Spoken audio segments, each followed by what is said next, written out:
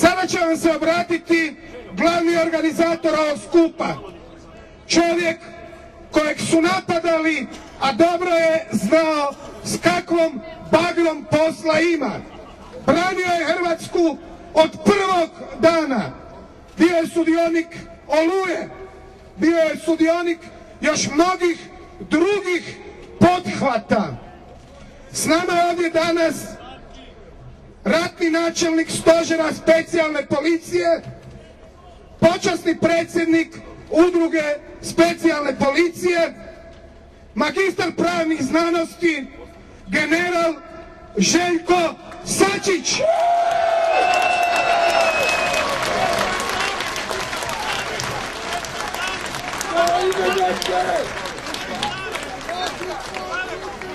Poštovani prijatelji, suborci, dragi Hrvati i Hrvatice, obespravljeni hrvatske narode, svi oni koji ste danas ovdje na časnom trgu Bana Jelačića, svi oni koji nas pratite kroz naše medije, pozdrav domovini!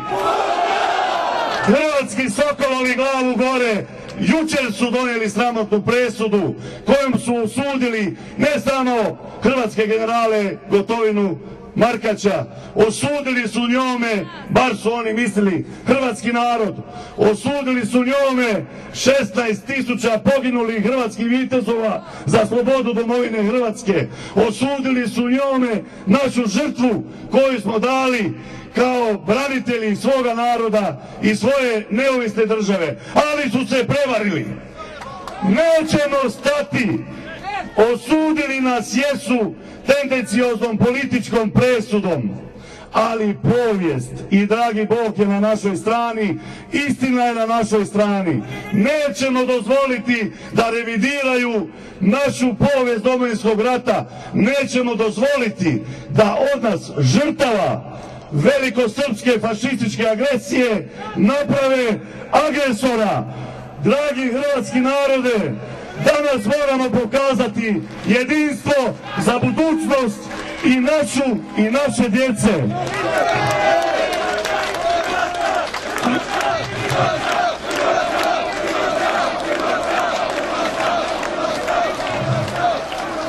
Poštovani prijatelji, suborci i građani, dragi Hrvatice i Hrvati u domovini i izvan domovine, oni su sotonskim planom htjeli baciti i bacili su stigmu, kaznu na naš pravilan, opravdan, međunarodno pravno priznat, blistav, pobjednički vojno-redarstveni pothvat Oluju, ali htjeli su baciti jaram na našu djecu, ali prevarili su se. Nećemo im dozvoliti jer znamo kako ćemo stati na kraj toj međunarodnoj prevari. Uz vašu pomoć, molim vas, uz vašu pomoć, ovdje su mi moji najbliži suradnici iz redarske službe rekli da nas ima po njihovoj procjeni preko 50.000.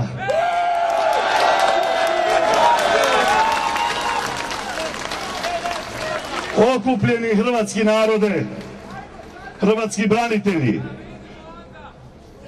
tražim vaše odobrenje za hitno poduzimanje sljedećih političkih, pravnih, diplomatskih mjera i postupaka kako bi se ove sramotne laži i međunarodno štetne političke kvalifikacije izrečene u prvostupanjskoj političkoj presudi Haškog suda što prije raskrinkale i poništio pravni učinak. Molim vas da dizanjem ruke me ovlastite i ovaj organizacijski odbor, da li smo spremni, da li kad pročita mjere, da li smo spremni podržati ove mjere. Prva mjera, zakazivanje radnih sastanaka sa veleposlanicima nama prijateljskih država koje su sudjelovale u pripremi pomoći akcije Oluja, a to su prije svega veleposlanici Sjedinjenih Američkih Država i Bosne i Hercegovine. Jer presudom nama, našim generalima i taj narod i te države također su na jedan poseban način proglašeni sudionikom udruženog zločinačkog pothvata. Da li nas ovlašćujete da taj sastanak održimo dizanjem ruke? Hvala vam lijepo. Ima li neko protiv? Suzdržan nema, oprostite što vas to asocira na Ivana Jarnjaka i HDZ kad je Jadranku Kosor birao. Ja se ispričavam zbog toga. Druga mjera.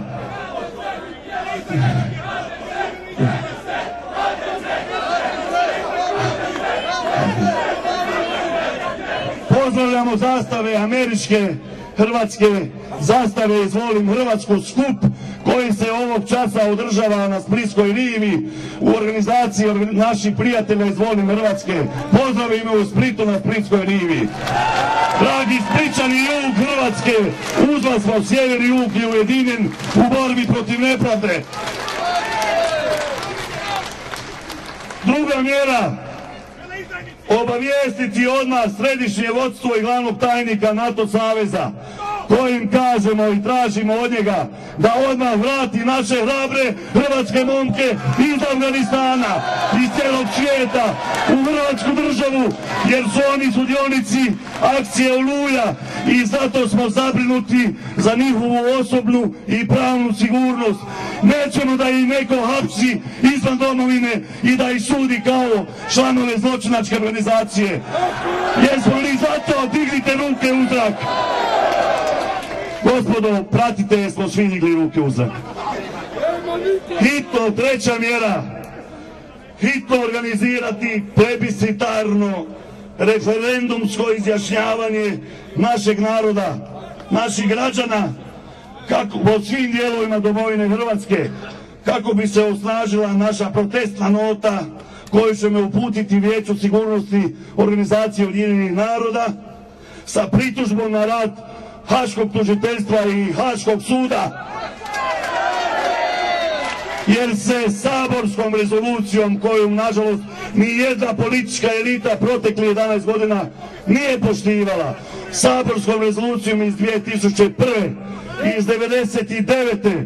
jasno obvezuju sve hrvatske vlade da, citiram, rezultat rada Međunarodnog kaznenog suda za bivšu Jugoslaviju ne smije biti izjednačavanje krivnje i amnestiranje agresora.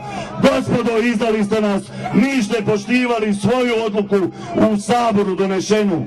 Jesmo li zato da idemo na plebiscitni referendum? Bogu hvala, svi smo na jednoj strani. Ima li protiv? Hoćete li sudjelovati svojim slobodnim vremenom da prikupljamo potpise? Bogu hvala, idemo uz Božju pomoć u taj projekt za slobodu hrvatskog naroda i za budućnost Hrvatske.